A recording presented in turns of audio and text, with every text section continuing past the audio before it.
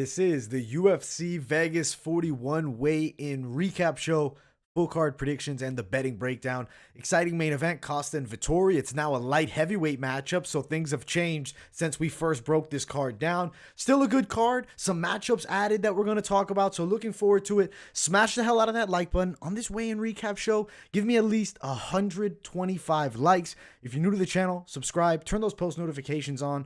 Much love to everybody who consistently tunes in. Love you guys, really. And let's get into it. I want to start it off. First fight of the night, late edition bout. Jonathan Martinez versus Zviad Lazishvili.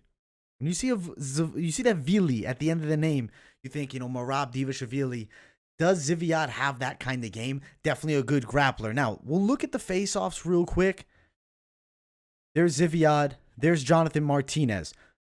I'll be honest with you guys. I have to pick Martinez. He's a more experienced guy. Yes, Zviad has a great skill set. I'm excited to see his potential. Granted, yeah, Martinez, younger guy. And I think because he's the younger guy too, you can't fully write him off. They're about the same size. Now, I agree that Zviad's grappling is going to be a different level here. Constant forward pressure with his wrestling. He's going to look to get you against the cage, look for takedowns from there, look for submissions from the top position. But Jonathan Martinez is not a easy guy to get to the floor. He's not an easy guy to keep down. Doesn't have a submission loss on his record. His striking's nasty. He's a good kickboxer. He fights out of the southpaw stance. I think striking-wise, he definitely can give Zviad some real problems here.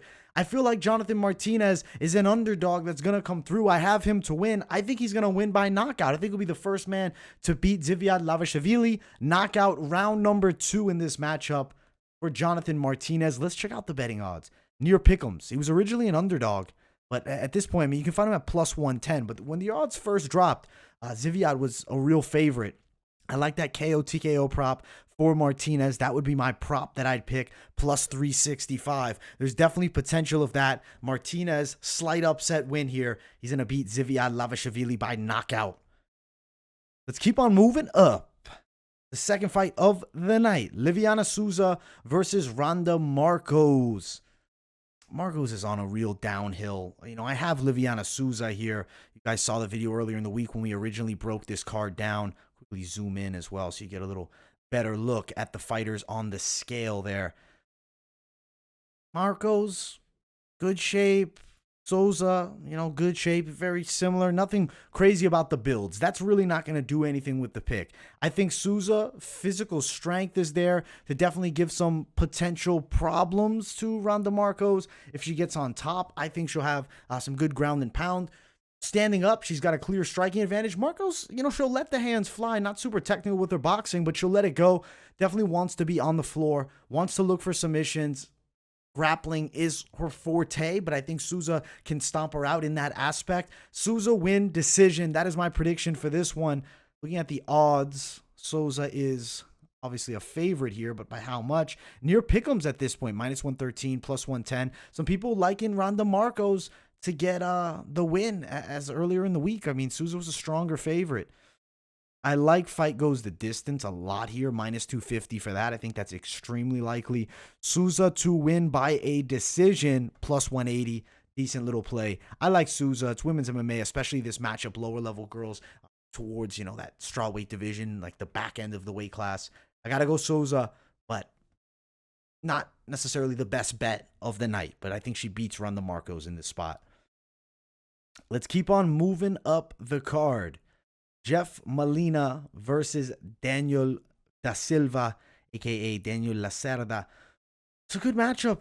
I'm excited to see what happens. I have Daniel da Silva. That was the pick earlier on in the week. We will pull up the fighters on the scales there. Molina looks intense, as does da Silva. It's a real matchup of prospects, and I think dynamic striking prospects that we can all get pretty excited about. There's future for both guys in this flyweight division.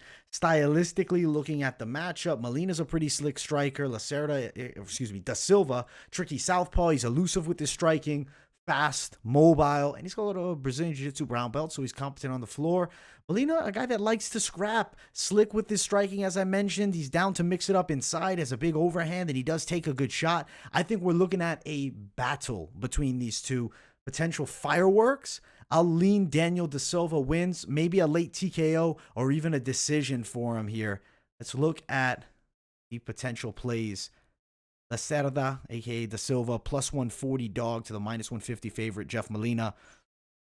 That over 1.5 tag, minus 230, I think is valuable right there. That would be the prop I really lean towards because that's some pretty good money.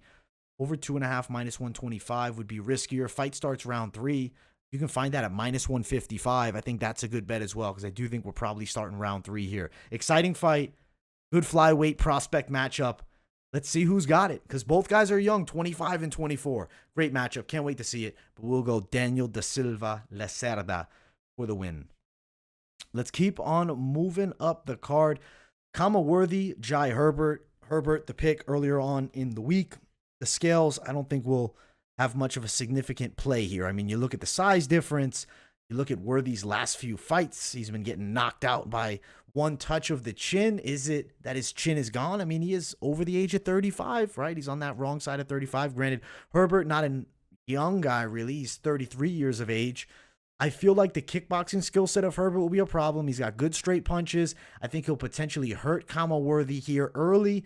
Worthy, he's a tricky but awkward striker, and with that awkwardness, there's going to be openings, and those are openings that Herbert will expose. If it goes to the ground, I think Herbert's more than capable of being competitive and being able to get back up to his feet or even having effective offense of his own. Herbert knockout round number 2 for this matchup. Let's look at the odds. Minus 174, plus 165. Khama Worthy, if he were to win, that'd be wild, but I think his time has passed. But Herbert, knockout, plus 120. Worthy by knockout would be plus 375. I like that plus 120 tag. Not terrible. It would be a play that I really do think cashes. I think the fight definitely is not going the distance here. Minus 278 for that. We'll go Jai Herbert, KO, round number 2. Keep on moving up the card.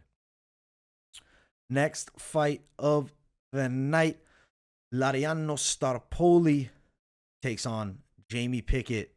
Pull up the face-off here. Earlier in the week, we went with Staropoli. Not a huge size difference. I apologize for the little bit of buffering there that laid the graphics. Face-off, I mean, you see height advantage for Jamie Pickett. He's not like this fantastic striker, though. He's a decent guy on the stand-up game. Staropoli is definitely a lot more dynamic there. I think he's got better combinations. I think he has more to offer the sport at this point, 28 versus 33. Jamie Pickett, I mean, he's taken losses, right? Look at the last 2. Tafan Chukwi, and then the Jordan Wright KO loss was, I'm not going to say unacceptable, but it was a terrible look because he was quickly stopped by Jordan Wright. I like Staropoli's chances here. He should be able to beat the rangy southpaw Jamie Pickett. He has a speed advantage. He has a technical striking advantage, but can he get past the reach? That would be the biggest concern. I'll pick Staropoli decision, though. I do think he gets it done in this spot.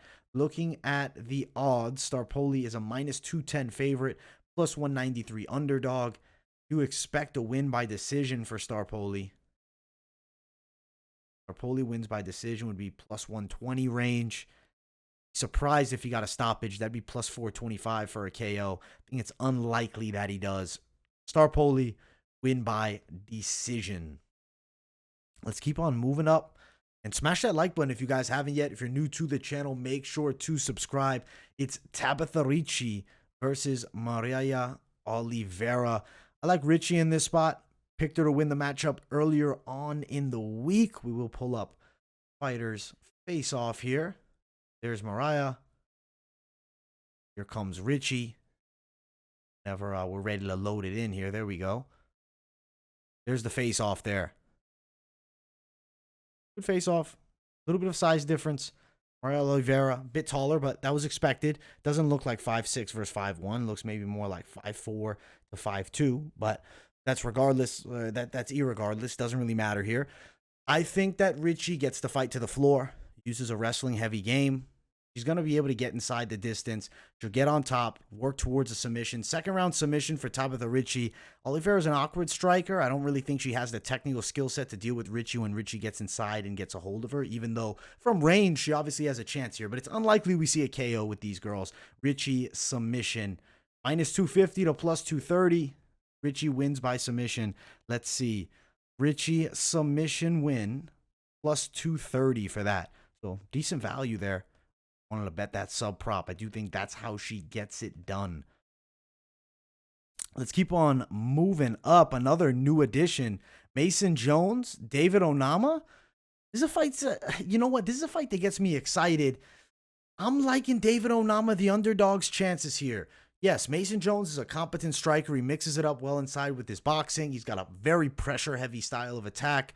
His ground and pound is ferocious if it goes to the floor, but not really going to be the guy engaging the takedowns. You look at the fight with Alan Patrick. He did get on top and beat him up, but Patrick engaged the grappling. Onama is a striker, and he's a damn good one. I like the way he throws his straight punches, has real power in his straight shots. I feel like he could potentially actually stop Mason Jones and shock a lot of people here. I really think that David Onama is an interesting prospect, and especially as much as the plus money is right now, we'll look at it. It's plus 350. We'll look at the face-off, too. There's Onama looking shredded out. Height advantage. Who is this guy, Onama? You know, coming in on short notice. A lot of respect for it. He fought a week ago. I'm going to go Onama wins by KO in round number 2. Big upset here. Plus 350. Maybe I'm crazy, but I see it happening for some reason. Let's go David Onama. Looking at the KO prop for Onama, because I think that's his most likely method of victory. Plus 700 potentially. Interesting play. I think he could be a real surprise here. I like his boxing skill set a lot, and he is damn explosive. Let's see it. David Onama to beat Mason Jones. Upset. All right, next fight is our featured prelim. This is a fight to be absolutely stoked for. Now, earlier in the week, I was leaning Park. I wanted to see him on the scales, and that's really what's going to determine, you know, the final prediction is seeing the size difference. It concerns me. It does. Looking at how big Gregory Rodrigues looks, he's a knockout puncher. Park, not a chinny guy, though, has some good boxing skills. The odds for this fight now, after probably people bet down, they have Gregory Rodrigues, you know, at a slight favorite. You can find Park at a little bit of plus money. It's a hard one because I really like the boxing skills of Park. Not an easy guy to hit. Rodrigues is a big, strong individual. You know, as good as he looks on the scale, I'm always wary of Rodrigues' durability after he got knocked out by Jordan Williams on the Contender Series. He's a beast of a striker. He's got a legit chance to win here. And looking at both guys, Yong for the middleweight division, 30 and 29. I look back to that image, though. I don't know. I just have this odd feeling Park's going to surprise a lot of people. Jong Young Park, win here, upset, slight plus money for him. Looking at the betting lines, Park to win by a decision. I think he could outbox Rodrigues, plus 245. He'll definitely get cracked.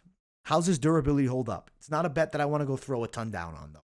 But I got Jong Young Park upset over Gregory Rodrigues. But as a fan, maybe I'd like to see Rodrigues knock him out. Let's jump to the main card. And if you have not yet, smash the hell out of that like button, subscribe, turn the post notifications on, keep it locked in here at MMA Experts. We're covering the best things in the fight game. And we got UFC Vegas 41 coming up tomorrow, which is going to be a damn good card. A damn good card. Negumereanu, Ike Villanueva. I like Ike Villanueva's chances here. He's the pick earlier on in the week. Looking at them in the scales, looking at them face off. I mean, there's a slight size advantage for Negumereanu, but not much, about an inch here. The reach is in his favor by a fair amount, though, about 5 inches in the reach.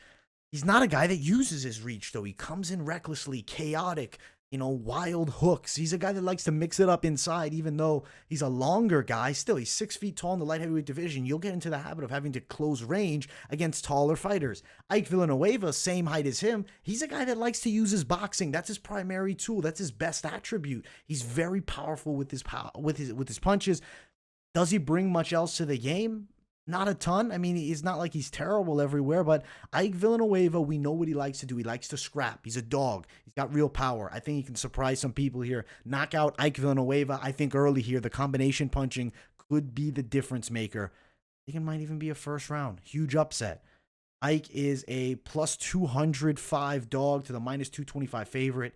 I think Ike's best way to win would be knockout. That would probably be the way you want to play it if you are looking to potentially bet it. Ike Villanueva, KO TKO, plus 315. That's good value. I think that's a prop bet worth touching, at least for me. You know, if I'm wrong, I'll bite the dust on that one. I'll take the L. But I think Ike Villanueva, knockout win against Negumereanu, first round.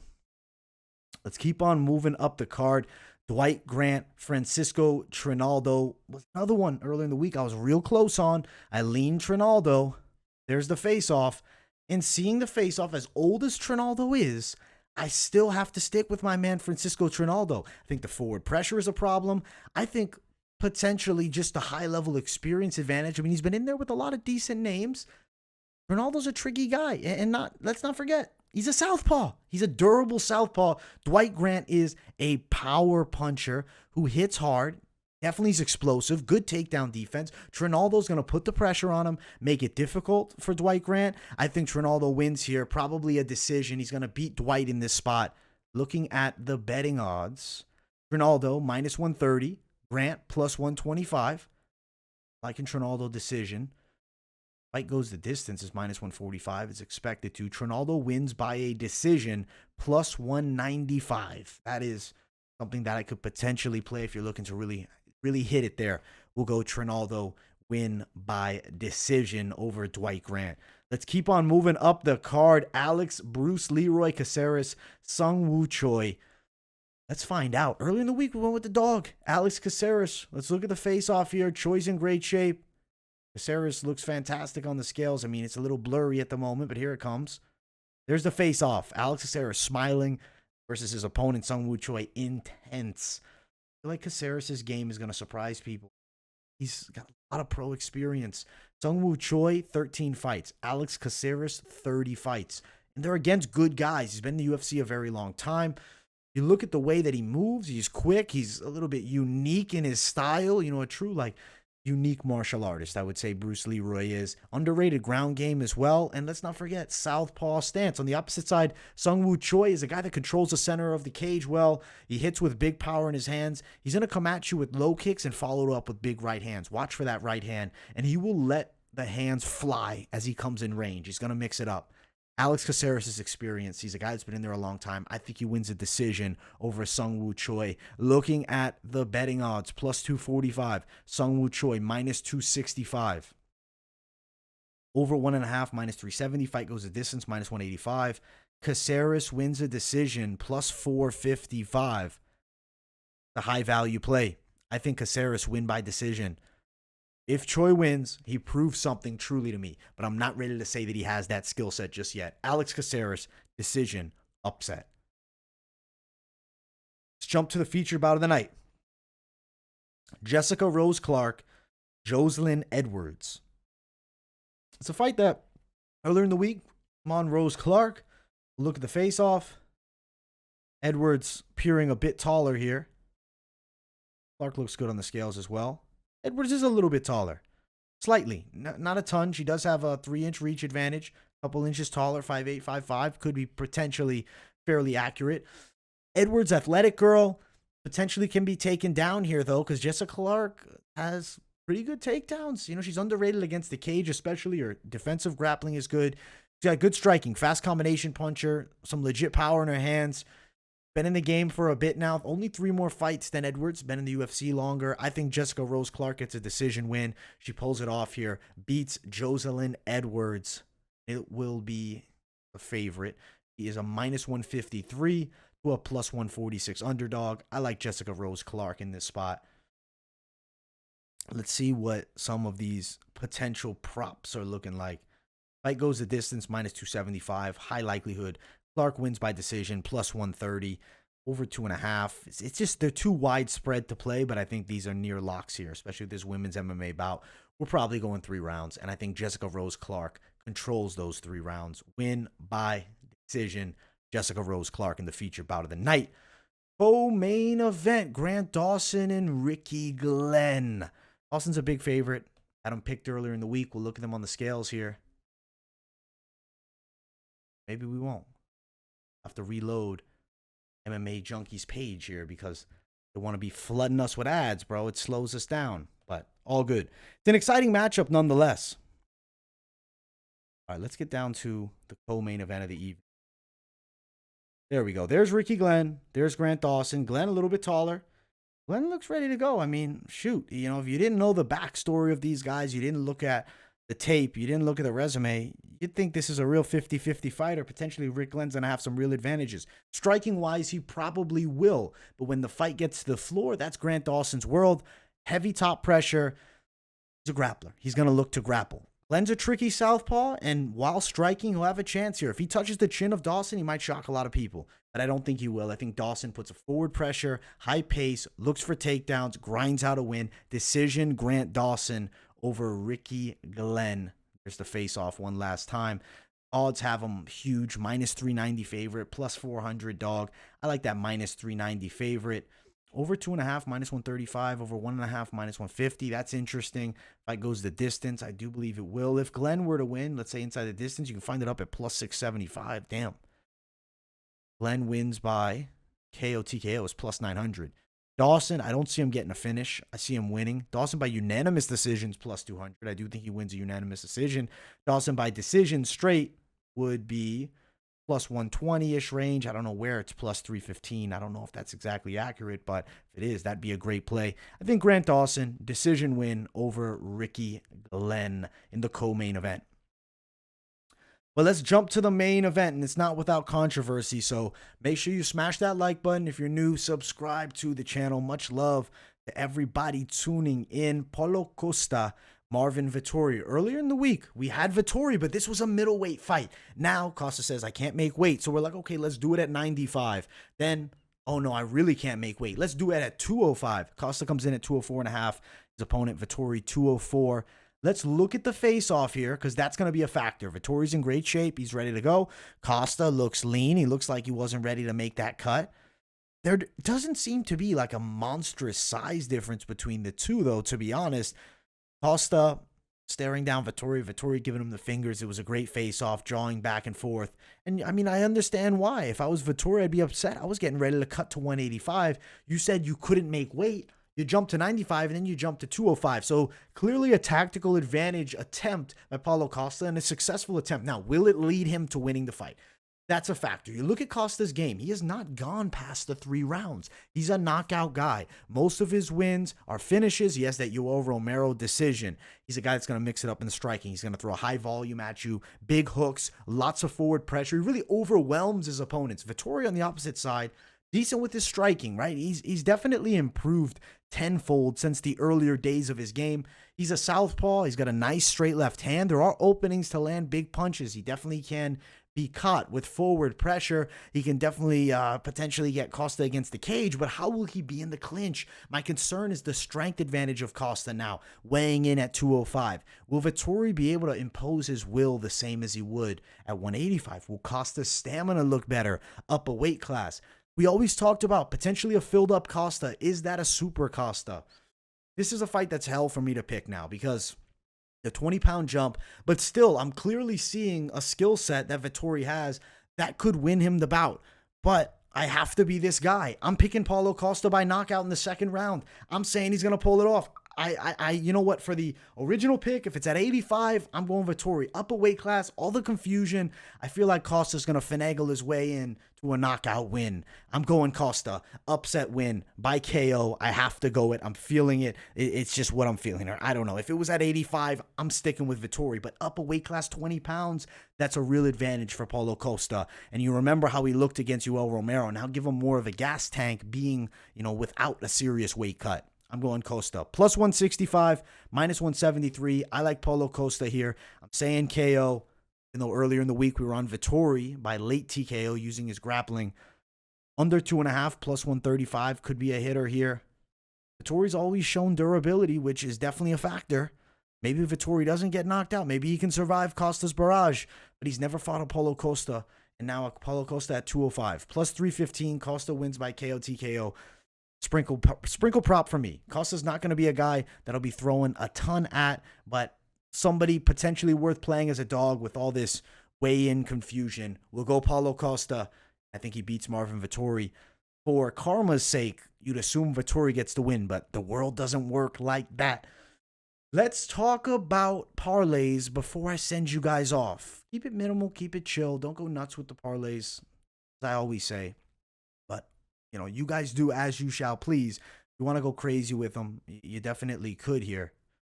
All right, let's see who we'd want to potentially add into a parlay. If we went with Jai Herbert, Grant Dawson, minus 106, you want to add in maybe Jessica Clark if you want playing females, plus 143. Maybe you're feeling crazy. You want to add in like Onama in there. It'd be plus 595. Really not loving like too many parlays here. I want to keep it minimal, to say the least, as far as the parlays. Plus 181, but if you're going women's MMA, definitely risking it all. These are more all Hail Marys here. Maybe you want Costa in and you want to take off Livinha, Souza. You go Costa, Jai Herbert, plus 292. Be cautious with your betting on this card. But I do think some potential real cashers as underdogs. I'm liking some underdogs plays a lot here.